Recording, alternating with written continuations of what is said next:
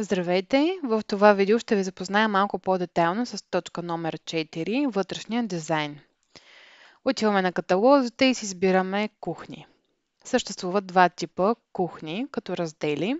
Стандартните кухни, които са със стандартни дръжки или чрез бездръжково отваряне, и кухни гола, които са пак с бездръжково отваряне или с кант дръжка.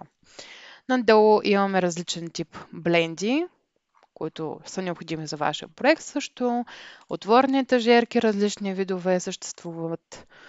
Имаме изрязващи артикули, свободно избираем плът и гръб, също може да изберете от тук, както и различни аксесуари. Тръби, вентилационни решетки, декорация уреди, водобрани, тапи, преходи, LED профили, колена и други. Връщаме се горе на двата типа кухни. Стандартните кухни са разделени на долен ред шкафове, горен ред шкафове и колони. Съответно, когато влезете вътре, има вече различни подкатегории: артикули за уреди за вграждане, артикули с чекмеджета и артикули с врати. Същото е и менюто на кухня гола, само че не съдържа горен ред шкафове. Горният ред шкафове се заимства от стандартните кухни.